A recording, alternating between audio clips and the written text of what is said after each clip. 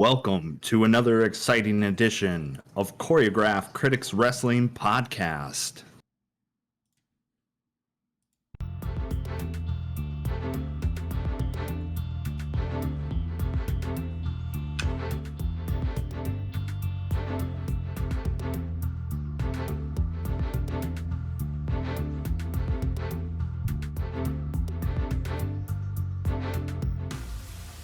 Welcome to the show, everybody. I'm John. Joining me as always is Joel. Hello. Yeah, Road to WrestleMania Part 2. Lots to talk about. We've kind of condensed the show into these overviews since we're at a breakneck speed now, approaching April 20th. Yeah, almost, like a month and a handful of days. That's it. Yeah. It will be Easter. It will be 420. It will also be WrestleMania. The stars aligned in a weird way. I I can't recall the last time WrestleMania fell on Easter. Yeah, no, that seems odd to me. I don't know if Easter's ever, to me, it seems like the first week of April, it's never, but, sometimes it's the last week of March, and then it's, 3 weeks into April sometimes, so, I don't know. WWE's sick of planning around Jesus, all right? I well, I joked with you. I said Triple H. He found out that it was on Easter, and he's like, nope, not Minneapolis. We're going to Sin City." So it's just like oddly symbolic. I don't know. It's some weird statement, but I digress. I have lots of birthdays to keep track of around that time. It's my mom's and mother-in-law's and daughter's birthday in April. So for me to keep track of Easter, it's just too much. Yeah. No. I think I might be mistaken, but I think last year you said you planned a hike or something, and then it turned out to be Easter. Yeah, that's correct. Yeah. I was like, oh yeah, that's right. Easter happens that day. My bad, friend. But yeah, WrestleMania. We have results from Royal Rumble, and we have Elimination Chamber now done in the rear view mirror. So we have officially booked on the card. We have Gunther, Jey Uso.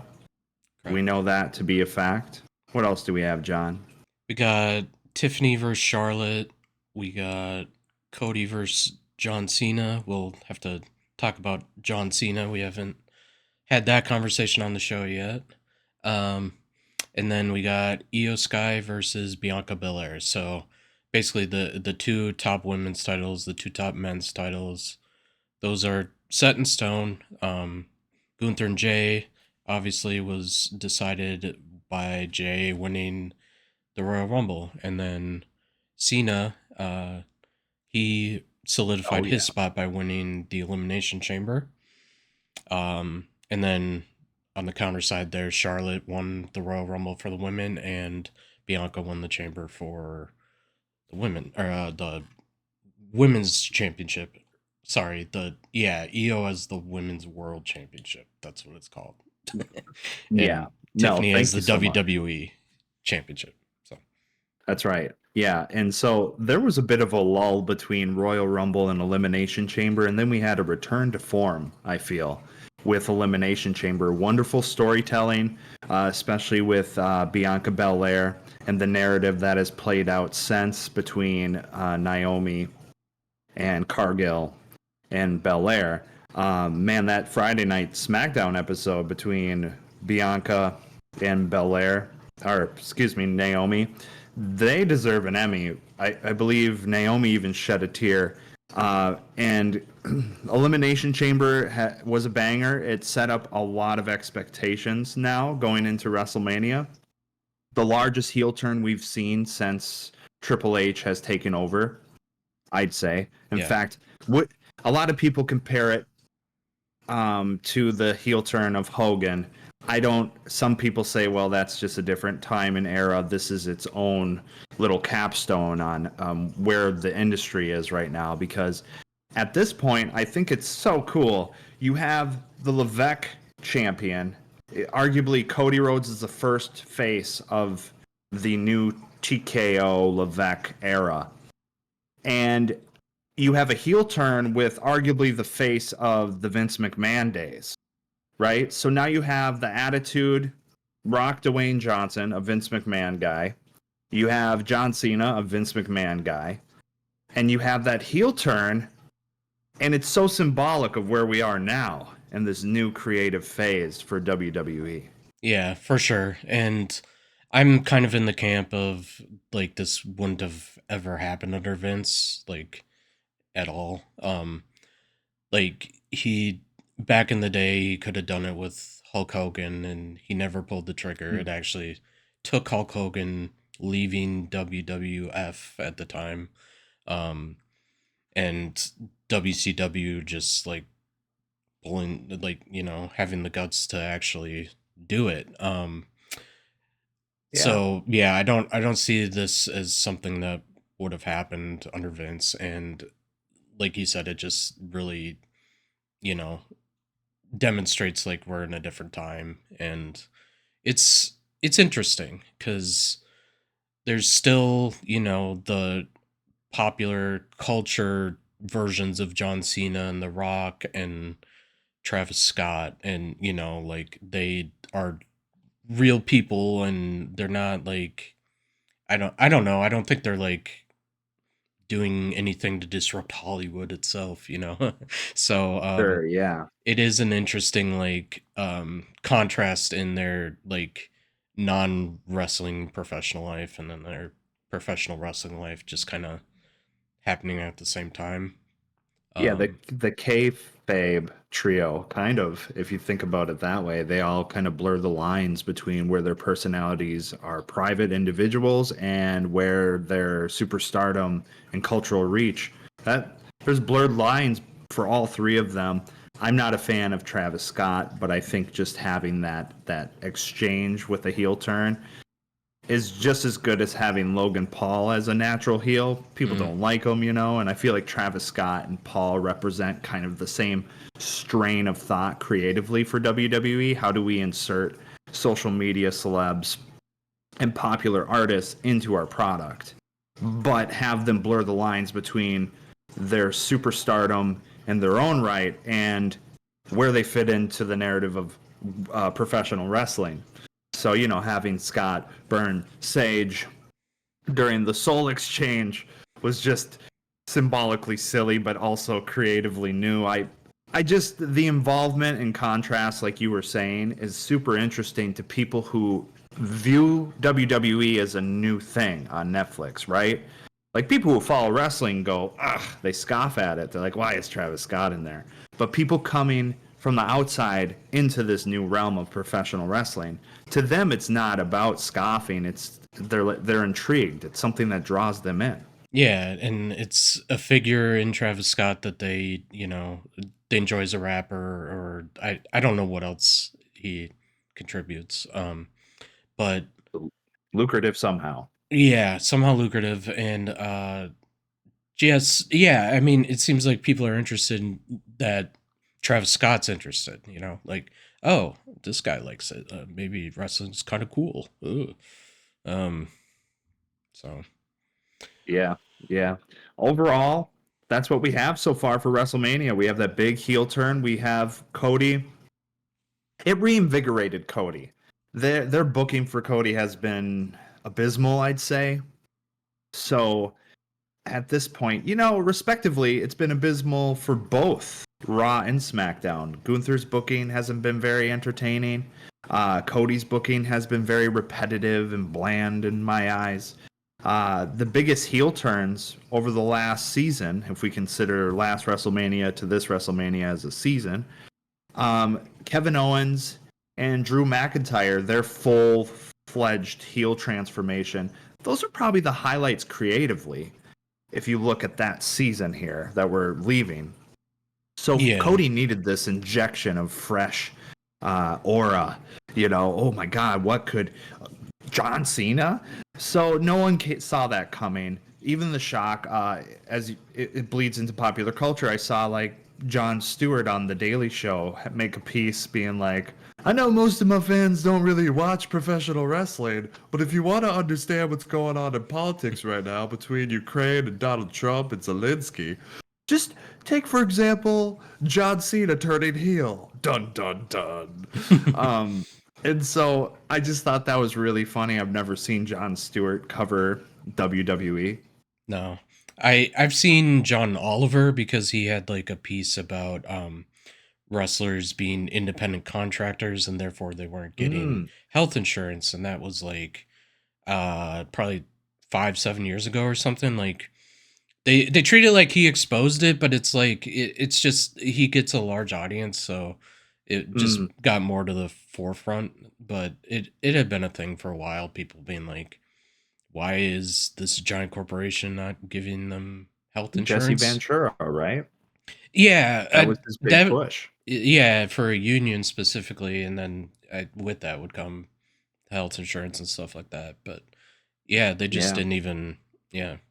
So that isn't the case anymore, and that changed under Vince. So that's, I mean, he had it that way to begin with, but he didn't actively like stop it either. So right.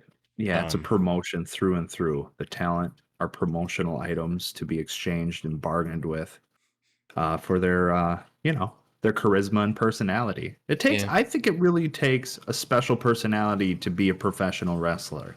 Because they're not only acting, they're also live performance artists and athletes. And a lot of people say, well, Hollywood actors can't do Broadway. Broadway actors have trouble adjusting to the silver screen. But then you have to throw in Olympic quality athleticism. yeah, So these people are very rare, and I understand why, like, the nature of their employment is contract based. yeah.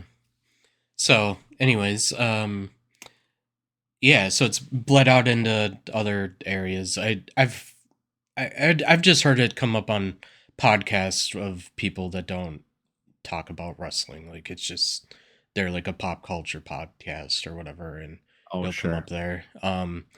The guy on Raw this last week that Logan Paul drug in, he has a pretty Sure. big podcast, so he talked about that.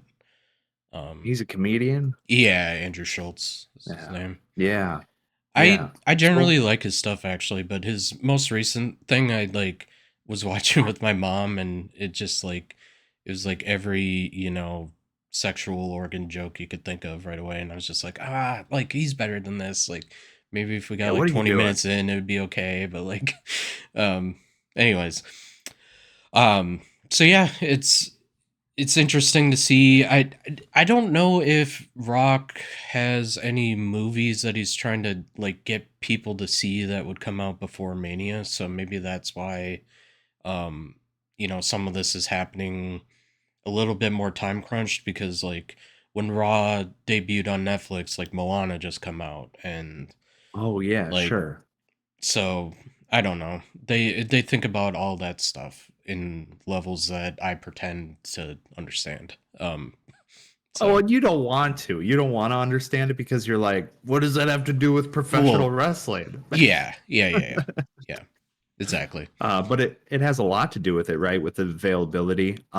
So once again, arguably, The Rock has reinvigorated WrestleMania. I don't think he knew he was doing that with Cody Rhodes and Roman, but this time it was methodical. They're like, "Oh, you're available. Let's do this giant heel turn with Cena's farewell tour." To go out as a heel too and hurt the merch sales, man. Yeah, you're right. Vince would have been walking down and tearing a hamstring. Um, so, you know, it is what it is. It's a huge turn. I can't wait, but I also want to see how they fill out the rest of the card. It looks like we're getting triple threats. We Yeah. have Seth Rollins, CM Punk, and our OTC. Yep. And this kind of got set up from the end of the Royal Rumble. Punk and Rollins have been, hating each other for weeks now, and they just ended up having that culminate in a steel cage match at Madison Square Garden. Um, and yeah, I mean they had a really good match. It seemed like maybe if this wasn't gonna be the end of their feud, it was gonna be like Hmm. just a way to like get them tied 1-1 because Punk won on the Netflix debut. Yeah. That's right. So it ties up the series now, but now Punk can also be like, well, you only won because the door was open, and like to win you have to leave the cage, and Roman ripped you out of the cage. Yeah. Um, so there's contention there. Is like, no, you still haven't beat me. And obviously after Roman helps CM Punk out, he sees like Paul Heyman consoling CM Punk, and that sets him over the edge. So he just goes in and beats up CM Punk in front of Paul Heyman, like to And make a that's the point. favor. Where's the favor, That has to be it. There's something going on with that favor, John. Um, Seth Rollins is the glue, I feel, kind of holding it. Could you have CM Punk versus Roman without Seth Rollins? I think you could, but like I just don't know what you do with Seth. Like it'd be Mm. easier for me to say like once we talk about some of these other multi-man matches, like oh maybe just axe a guy from that one too, and then put him with Seth. But um, Put Seth in with Priest and Drew McIntyre. that could work. That yeah, I could see that one. But just the way that uh Rollins gave like Roman a stomp after they were both eliminated from the Royal Rumble, and then Roman was out for a number of weeks, so presumably he got a little bit hurt or anything or something. So yeah, it makes sense that Seth and Roman having a match, and then yeah, just Punk with this favor thing. I didn't think they were gonna go the route of like it was gonna cause contention and then they were gonna fight. Like I still thought like it Right. was gonna be like Punk getting himself inserted into something. And I guess maybe that is what they're doing. Like maybe he's just so mad he's like, you know what? Just make the favor that you get me involved in this match with these two. Because That could be. yeah. Because Seth Rollins, that's a throwback too to last Mania when he came out with his Shield gear. So there's a deeper blood feud going on.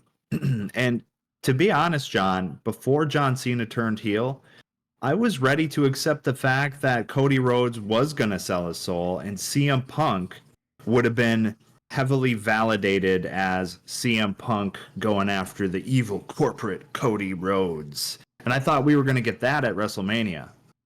Yeah. So I was kind of shocked because I originally thought it would be Reigns versus Rollins, CM Punk versus Rhodes, unfortunately Jey Uso versus Gunther, and then they would fill out the mid and what have you. Yeah. So yeah, that there's a lot of different ways you could book Reigns, whether it be with Punk or Rollins. The favor with Paul, I don't know if it's going to amount to like at the end of the day CM Punk wins because of this favor. Like who knows? What if at WrestleMania when they have this triple threat, Paul Heyman's favor for CM Punk is to call up Lesnar to disrupt the match? That'd be interesting. I don't think it'll be Lesnar. I'm still like on Yeah, he's like on lawsuits still. that's right. So and, like I don't know if any of them to this day have said his name, but just Mm. every like characteristic criteria whatever, it's just like there's nobody else it could be unless it's like Ronda Rousey or something. It's like okay, maybe the UFC, they're both UFC champions and WWE. That's Right. who It's else did Ronda. that? um That's right. Yeah. but I like that idea of Paul Heyman like calling in somebody like it I don't think it would be Brock, but I like that idea. Yeah. If he He was cleared, that would be fun. yeah, and where was it? I heard somewhere like they said something. I sorry, I'm not going to tell the story because I am forgetting too much. But somebody essentially, um, shit, never mind. I'm sorry. That's okay. That's okay. I will say this. Um, Seeing Solo fall to the mid card officially last SmackDown, that was interesting.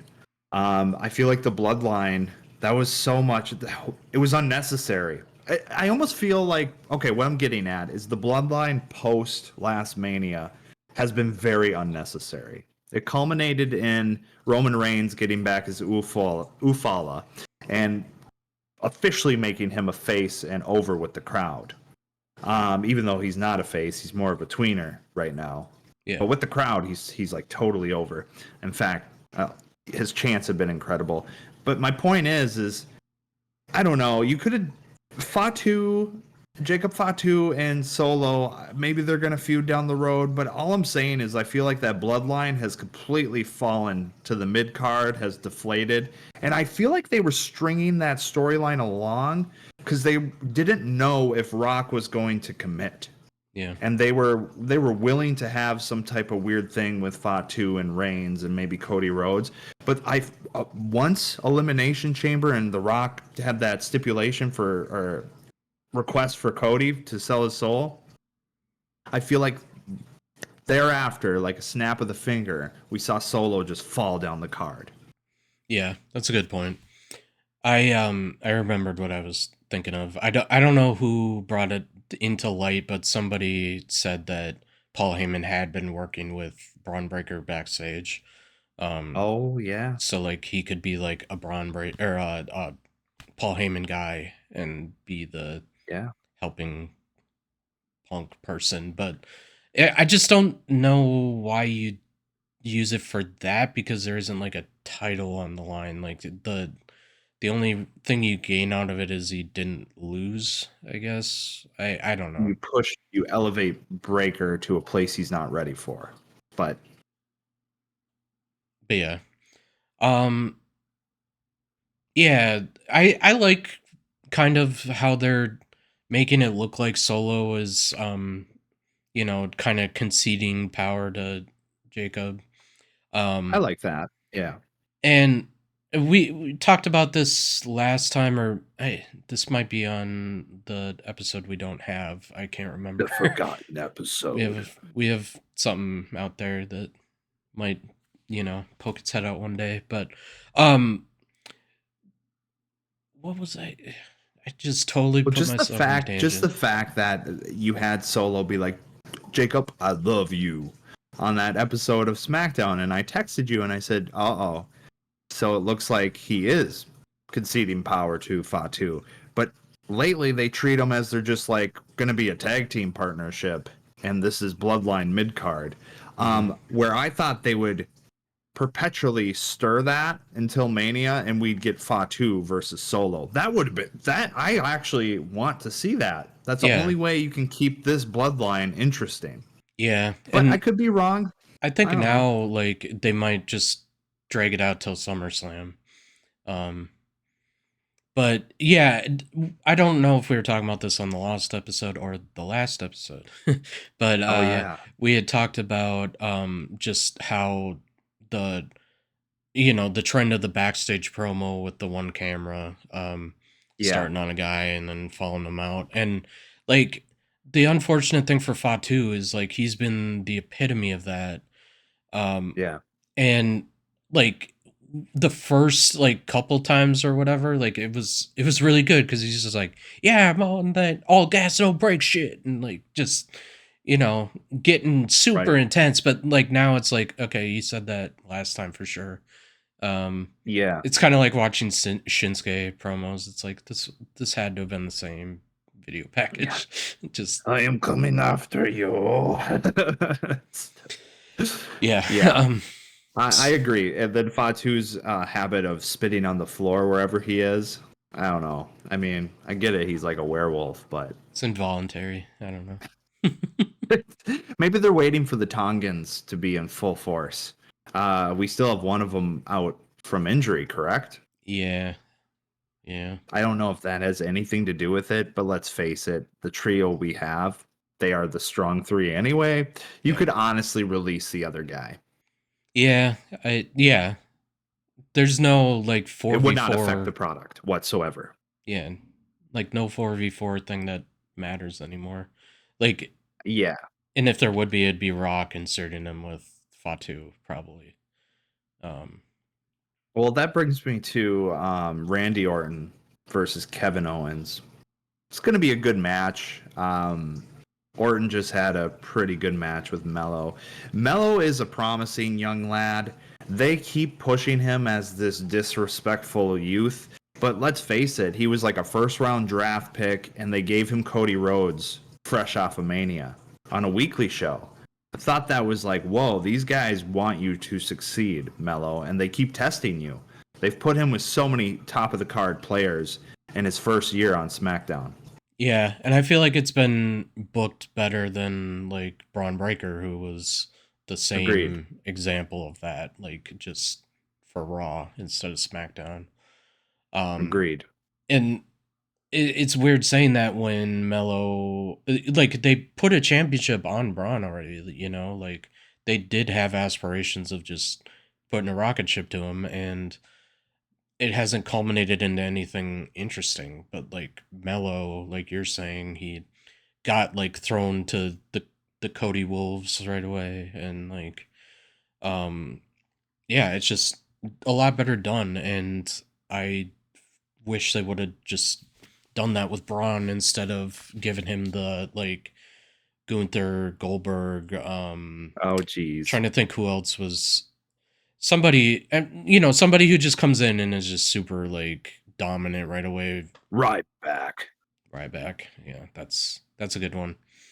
Um, Jack Swagger. Back swagger. Yeah, no, Mello don't miss, right? He had that phenomenal series with Andrade. That was great. That's a highlight of this last season, I'd say, for the mid card. Um, so He's been okay with the I also Miz want to too. bring up. Oh yeah, the Miz. He's so flexible. Well, he's a veteran. I feel like the Miz always works in a pinch. I always feel like they're like, you know what? Let's just book him with the Miz. Um, and he's also a good facilitator. I will say that about the Miz. If you think about him not as the Miz, but as a worker purely, he's a little shapeshifter. They're Yeah. like, go out and cut that promo. Go and put this guy over. Go be comedic. Go work a technical match. He'll do anything. He's a shapeshifter. He's It's super like a flexible. it's like a non-sinister Karrion Cross, like what they're doing with Karrion Cross now. Yeah, that's true. That's true. Karrion Cross, everything amounts to him backstage, running up on someone, giving him the jump, being like, and you're gonna regret this. They did And it's just like, dude, make you a give me the heebie-jeebies. I can't even say it. they made a shirt of like hands with like strings for him. Of So course, because that's the vibe he gives you. yeah, so Um, good. so Penta, we're expecting his brother, and we have this awesome Chad Gable angle with him on his conquest to conquer the Luchadors. Yes, and from what I saw, I think that they're saying Ray Phoenix, who's Penta's brother, that they're gonna debut him on SmackDown.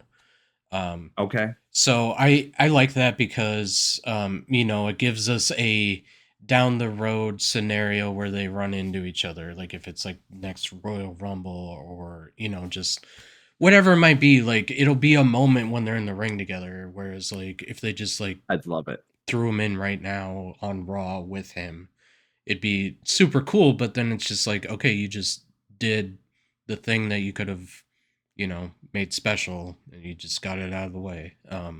Yeah, like a So bright star that burns out quickly. yeah, so I'm not convinced that Ray Phoenix is the person that was helping Gable, but um, it could be. Like, I don't want to rule it out because I think they probably are similar in size. Um, Phoenix and Gable, rather. Yeah, yeah. Um, but there's another person coming back to WWE as well. He's not a luchador, but in AEW he went as Malachi Black, and Oh, yeah. in WWE he went by Aleister Black in NXT, and Hmm. then briefly in the main roster. He's on his way back, and He's Nice. he's the kind of figure that has always been kind of like sinister, ominous. Yeah. So like he could be somebody that you could see as a figure that Chad Gable like goes to like seek advice or something. Like he could be this, anti luchador guru or something. Um, so it's Yeah, I could see that too. Yeah, I could see that. Because didn't he just get released? yeah. Well, it was. I think it was like let the contract expire kind of thing. I think it Oh, expired in okay. January or Does he have a no compete clause? no. AEW hasn't been Okay. doing that. Oh, interesting. I Because didn't know yeah, that. like Ray Phoenix literally was dropped like 2 weeks ago or whatever. So Interesting. Well, what about this though? What if we had Ray Phoenix come in as the dark essence behind Chad Gable's conquest, and you have American Made make it a Fatal Four? So you got Brutus and what's the other one's name? oh Right? yeah, I always visualize them. I But I anyway, was I would and say then Brutus and Cassius, but that's not right. Cassius Clay. Um, and then you have Chad Gable and you have Phoenix. That's four man. And then on the LWO side, you would have like a Penta, a Rey Mysterio, a Dragon Lee. But who would be the fourth guy? Yeah, that's true. Escobar? No. Maybe no, because he's too much of a heel. Yeah, and he's got his own group, and they broke up the LWO because he was. So yeah, I'm hoping you're right. I'm hoping they don't do that, and they have Phoenix on SmackDown, keep them split, and have the collision later. Also, you got to be careful. Penta is doing so well. You can't just have his steam get coupled and crumped or crumpled underneath the pressure of trying to do these weird fatal fours or group faction wars. So yeah, I hope you're right. And then Malachi Black, that would be interesting too.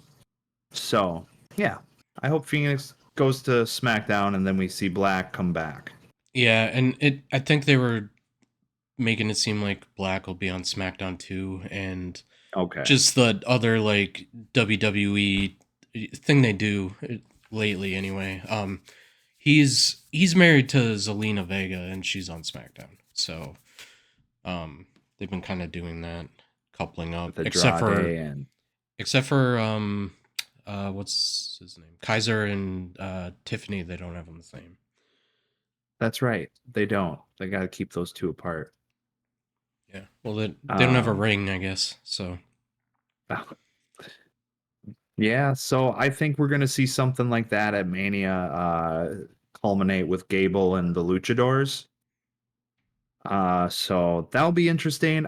Chad Gable is such a good goofball.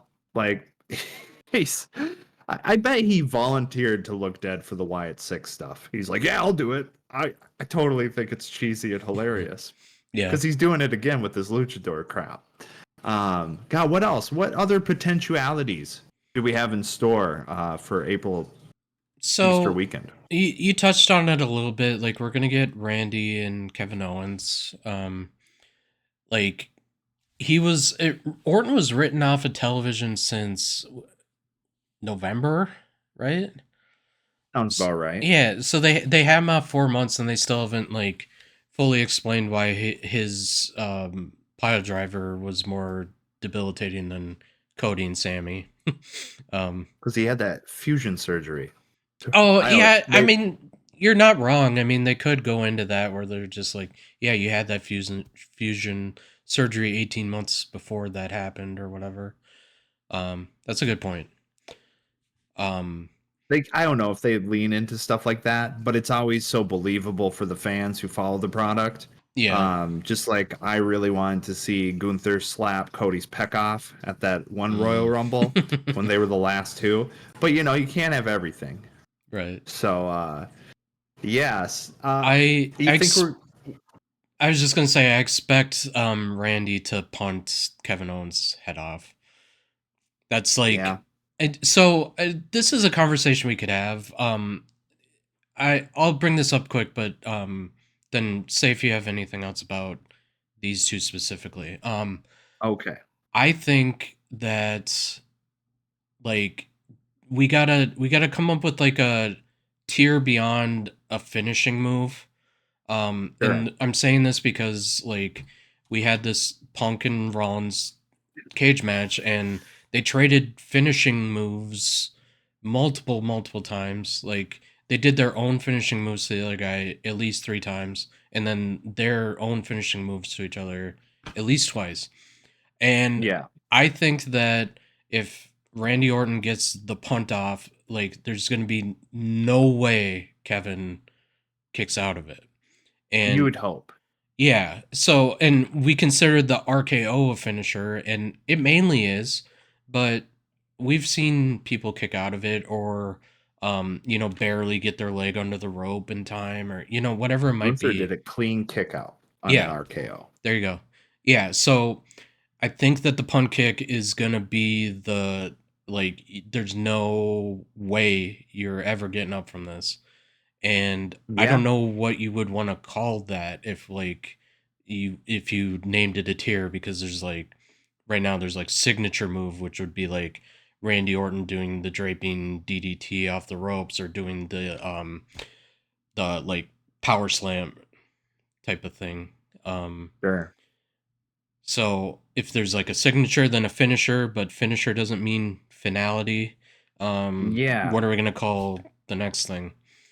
The semantics are curious because I feel like a finisher and a signature, you always had your like signature submission because it didn't guarantee a finish. But then Yeah. they always had their move that was a finisher, and you're right. They've been doing it on and off for years, but it was exceptionally on display with the GTS of the stomp. And you could say that Rollins has the super stomp from the top rope and it finishes Yeah. people, but I'm pretty sure people have kicked out of that. So you're right. Where do we go? Is the punt one of those? Is this going to be a new trend or like a rebranding of something that once you get it off, it's over? I felt like they wanted to do that with the titanium reinforced fist of Logan Paul. Once he Mm. hits you with that, you're done. And they had that going for a while, but then people started to kick out of that. And so, where do you draw the line and say a finisher is a finisher and call it something else? Do you call it like I, what do you call it? You know? Super finisher, ultra finisher. Yeah, I don't know. It's just adding It's adjectives to something. finisher to make it sound Yeah, more that's all you're. finishy. Like, Yeah, end game. I don't know. Just call it game over. I don't know.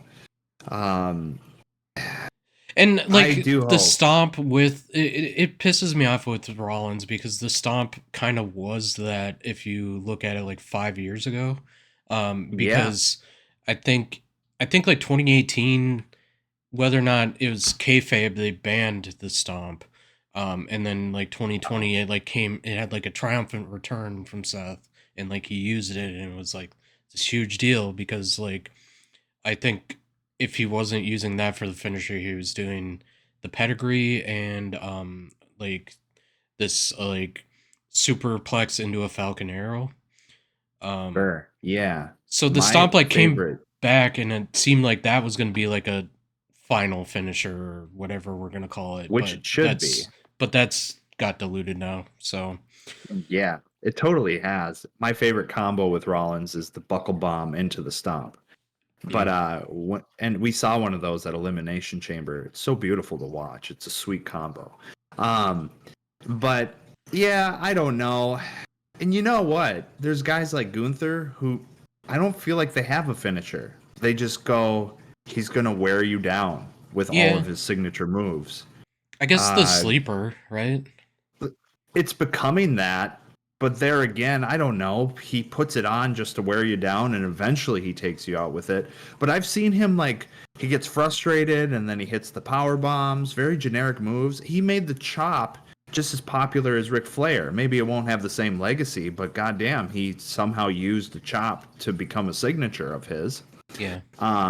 So he uses really boring moves and gives them meaning, where the finisher should have meaning already.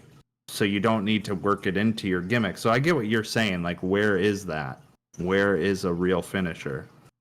Um, you remember back when like Triple H would take out the sledgehammer and everybody be like, "Oh my God, it's over. He has the sledgehammer. It's done." Yeah. Stuff like that. Yeah. So I guess we'll see if that, starts becoming more of a thing. Like maybe they I hope it's not just like restricted to this, but it's like Randy and KO thing specifically. Um, but that they bring it back is like, I don't know, like every few pay-per-views you see somebody do their one guy get their one move off that, you know, ends it. That's what I would Remember like.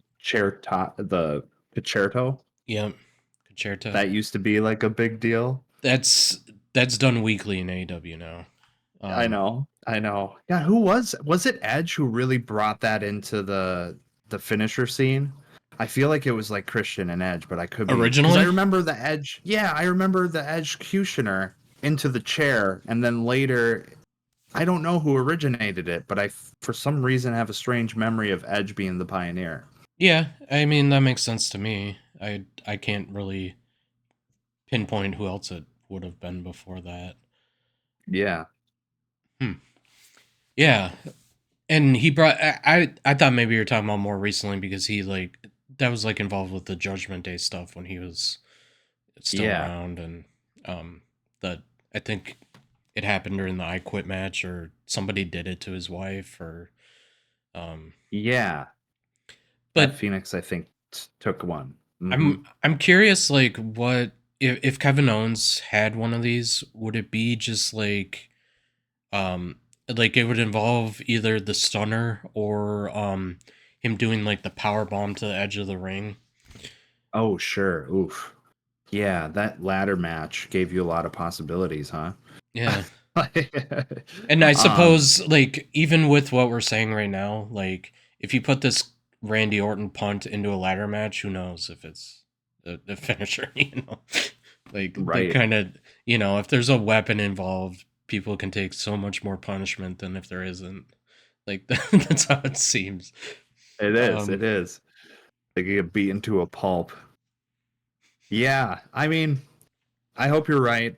We see once he hits the punt because he hasn't gotten it off. That's where you have the build with this being a mega finisher. They're not letting him get it off. So yeah, if he gets it off, it's over. That would be stupid to kind of hide it for all this time. It would be like if Will Ospreay never could get the hidden blade off, and once he does, the guy's out for 6 months. I don't know. Um, yeah, we'll see. I don't want too many triple threats, but it seems like we're going to get some triple threats at WrestleMania because, again, they feel a little rushed and crunched. We had that weird lull creatively, and then they flipped a bunch of titles. In the women's scene in particular, I was surprised by Rhea Ripley dropping it last second just to build a Belair main event. That was odd to me. I feel like Judgment Day they've run their course and they have now fallen into a creative slump. Liv and Raquel, yeah, they're all right as a tag team, but Raquel again is so uncharismatic that she needs the over bubbly Liv to compensate for her lack of charisma. That's why they paired them. Um, and do you think we're going to get any of the mid card title? Like, are we going to see Laya Valkyria at Mania? And are we going to see a Chelsea Green at Mania? it's a good question. Cuz yeah, I mean stuff like that could definitely be what they book around Mania, like the SmackDown before or the Raw after. Um Yeah. so yeah, I guess we'll see on those. They eh, this isn't a Mania trend, but like a paper PLE trend lately is like they're not really putting tag titles on the line. Um No, no, they had that Iron Man yeah. or best out of three. I shouldn't. Yeah, Yeah, but that was kind of unusual for how it had been. that was. That was. So yeah, we'll see how many tag matches. When you were talking about the triple threats and stuff, I honestly think they're booking for like this huge multi team tag match for SmackDown, just with every team involved, just because Hmm. I I think that'd be sweet. Like a Like, fatal four, so eight man tag.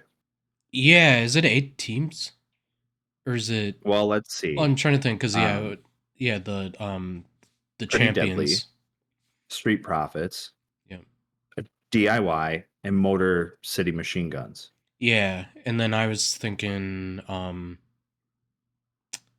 what Los Garzas. LWO, yeah. Yeah, Yep. So even more. so Maybe it'll be just 5, Tornado. Yeah, 10-man tag Tornado and they tend to for the put belt. those in a ladder A match. TLC or something. Yeah. Yeah. So we might get something really wild at WrestleMania. Um, Um, and they last year I think they had the Andre the Giant Battle Royal on SmackDown that's right. before. Like usually it was on a Mania card, but I Yeah. think they did SmackDown last year. And do you know who won that? Like, I don't remember. It was not. It wasn't Bronson Reed. Was it LA Was it Knight? Bronson Reed? Was it LA Knight? I No, remember I think it was Bronson Reed, Bronson and Reed. It was Bronson Reed. yeah, Yeah. yeah, it was something like that. He's out on injury. He also had his moment this year. I feel like last season he had some really good matches and has overcome some of his cardio limitations. When he first jumped to the big brand, I felt like he could have cut long matches. Mm, He was a kind of a stiff worker. He's very athletic, but his cardio wasn't there. He'd be dripping with sweat like 5 minutes in, and you could see him slow down. He's gotten better, and then he got injured, unfortunately. So I kind of wanted to wrap up today's show with talking about the European tour and how wonderfully just enthusiastic that Spain crowd was. It threw me right back to France Backlash, AJ Styles, Cody Rhodes. yeah. Um, and John, it makes such a big difference. I miss it, man. I miss it. I I send videos to people who don't watch a lot of wrestling because they're always like, I don't get it. Don't the fans understand it's fake? I'm like, you don't understand the theater of it. You don't understand the performance art taking place in front of you. And then I show them a crowd like Barcelona in Spain. I show them a crowd like France Backlash, and they go, "Oh, so you're telling me there's this good evil Greek tragedy going on in front of me, and the fans get to participate in the drama? Whoa! It illustrates the engagement that no other form of sports theater can achieve because of that direct fan participation. The boo, yeah, boo, yeah, that back and forth. That builds the match and in-ring narrative. It balloons it to a point where it almost seems surreal. Yeah. The bionic elbow. Yeah, Oh. oh. Ah. And Um, that's when wrestling really distinguishes itself and sets itself apart from other forms of theater. And you can't replicate that at any other sporting event because football, basketball, that's a competition. That's not a performance art to the point where it's a theater play going on. I'm gonna have to go back to confirm this about what I think I saw in the past, but like when the shows weren't as good, it seemed like the crowd, like interaction in some of these international shows was more like they were bored with what was going on. Like it, Like subdued, kind of like Saudi Arabia sometimes. yeah, but like at the same time still being loud. Like it was like they were being like loud and excited to make it loud and exciting. Like it wasn't they were loud and excited about what was actually happening. Cause like it just seemed like some of the things they'd pop for were like ill timed and stuff, and then like you'd find out, oh, off camera somebody there's a beach ball, or like Sure, sure. so like it's definitely shifted because like if it was boring, and they're still that excited, to me it's like I said, it's them like kind of compensating for the lack of actual anything of Yeah, in interest. ring. Entertainment, sure. And for them at that point, it's the novelty of the experience. They're not going to get it very often. But now you have a different beast. And it goes back, I can even use Canada, Sami Zayn, Roman Reigns for this example again. You don't have to leave the North American continent to get this enthusiasm. It happens from time to time in the States, but we're a little spoiled. You know, Minneapolis and St. Paul, they've been getting weekly shows now. We're getting SummerSlam now. To these people, our counterparts that watch this product, and to have it only come every 5 years, 10 years, I could see that you would be enthused regardless of what's going on in the card. But yeah, now we have this wonderful fusion and synergy of great storytelling in ring and enthusiastic crowd participation. And it makes the whole spectacle more of a spectacle. And I love it. I really do. I wish when they leave Europe, people would be that excited here in the States. Yeah. And I don't know how you get that out of people anymore because like you said, we've been spoiled with it and had it for so long.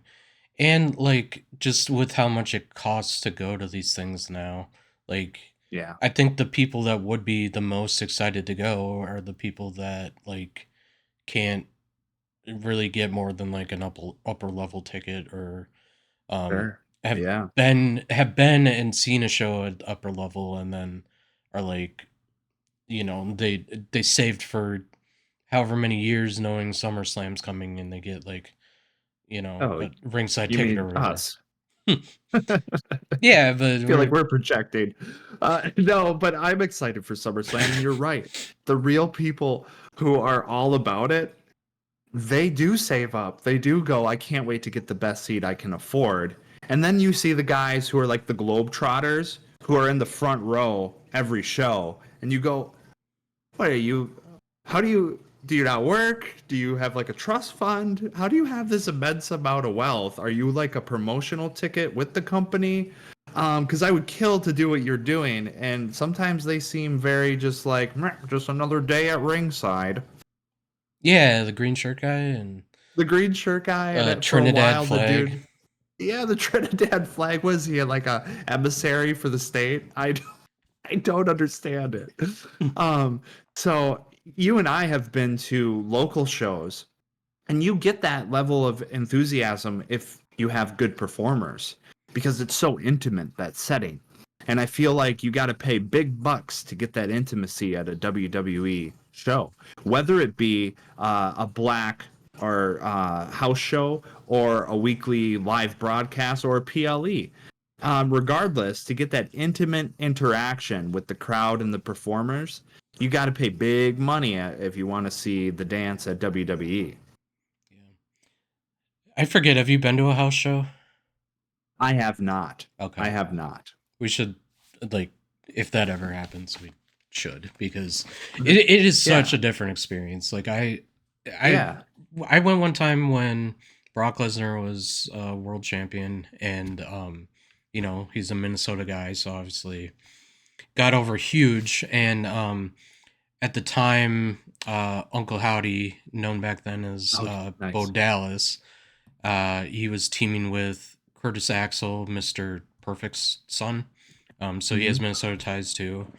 Um, and they were like under the Miz's tutelage, these two at the time. Nice. Um, so anyways, like Miz comes out and at the time, he did this for many years. He like would do this thing where like he would just put his hand up, like just raise his hand, and then he'd just be like, "Well, my hand goes up, your mouth goes shut." Um, Yeah. Okay. so he did that to the Minnesota crowd, right? Yeah. And people are booing, but then like he gives the mic to Curtis Axel, and everyone starts cheering because they're like, "Ah, Minnesota, Curtis Axel," you Sure. know, and like he goes to like say something, and they cheer a little bit louder, and then he looks mad, so then he does the my hand goes up, your mouth goes shut, and they I feel just like you're gonna turned on start him. doing that. Yeah. You're gonna start doing that in our podcast. I should.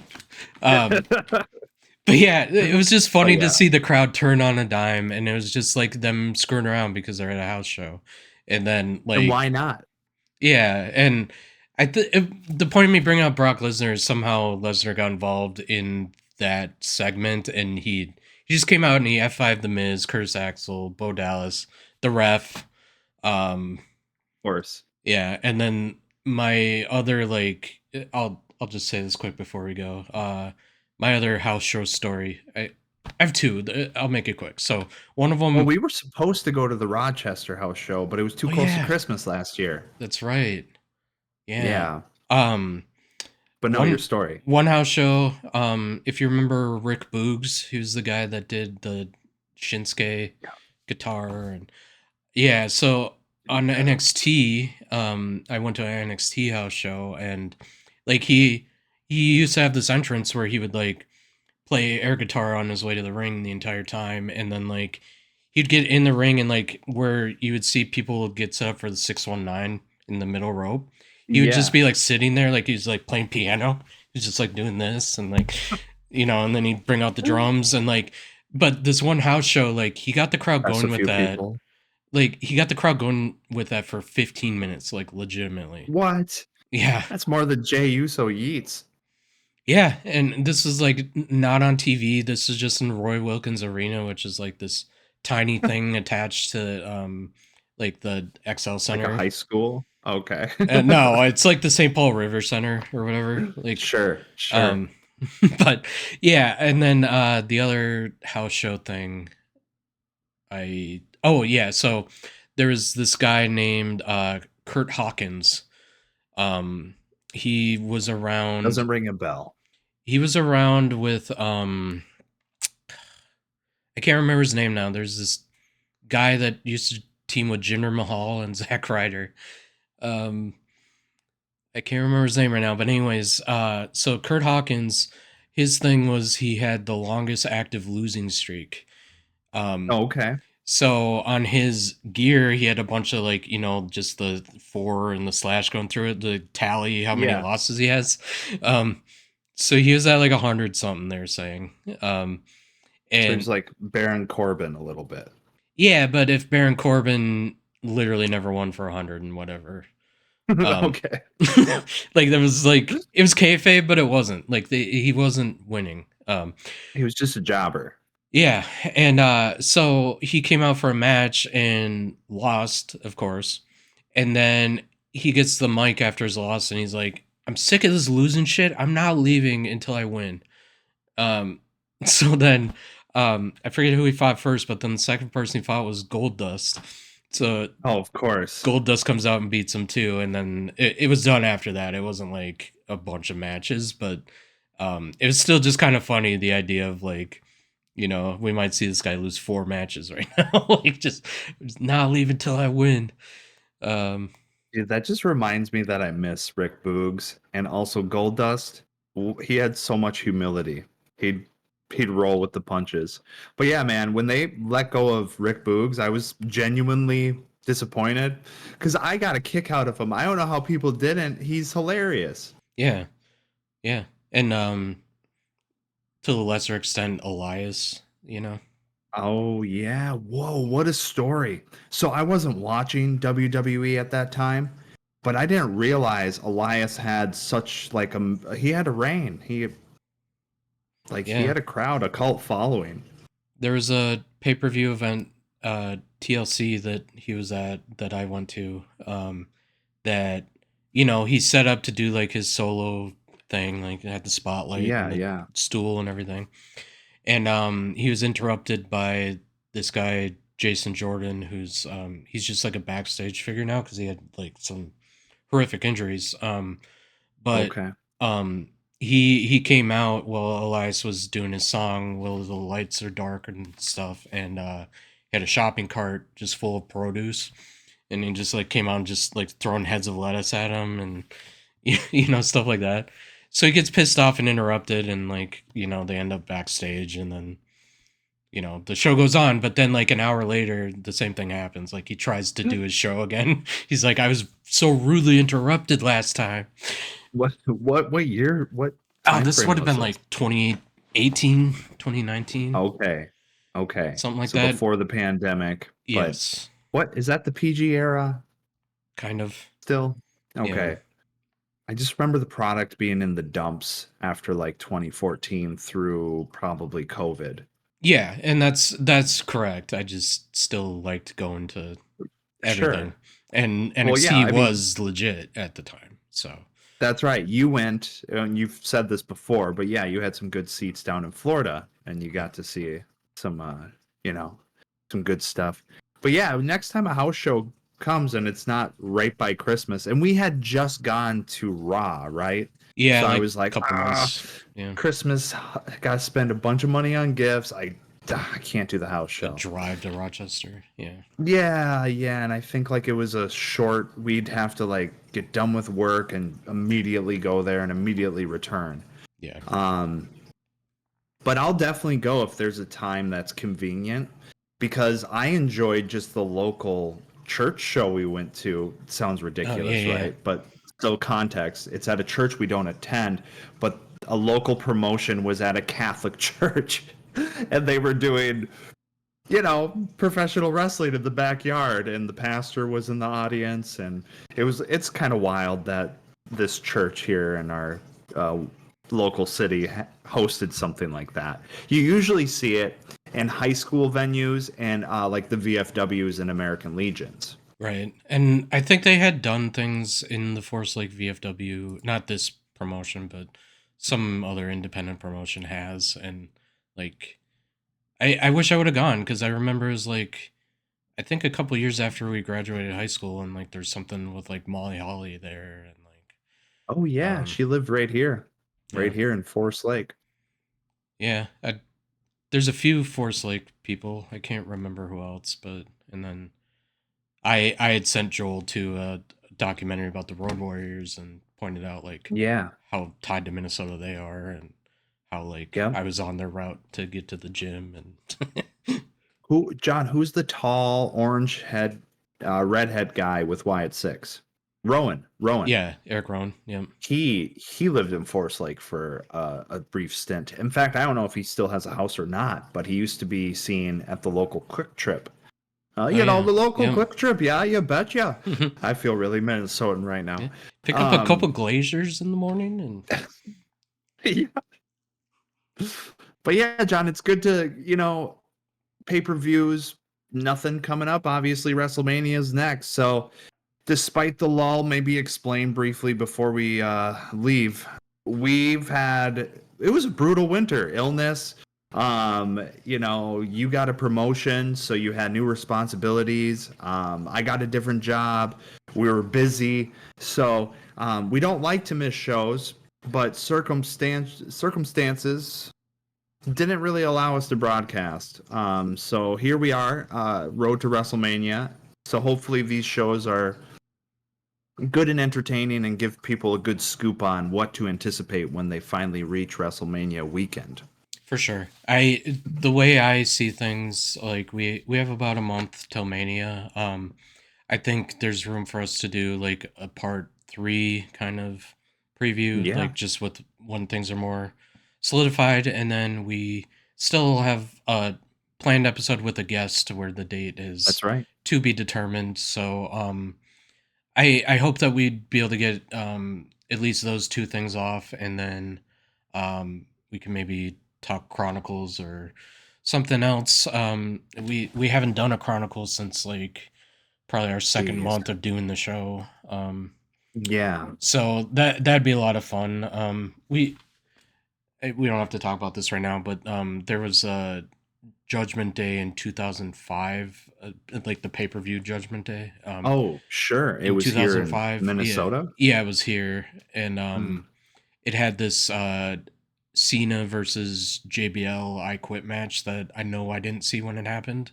Oh, Um, I remember that era. Oh yeah, I was yeah, yeah. watching. So I know we both like have memories of JBL versus Cena specifically.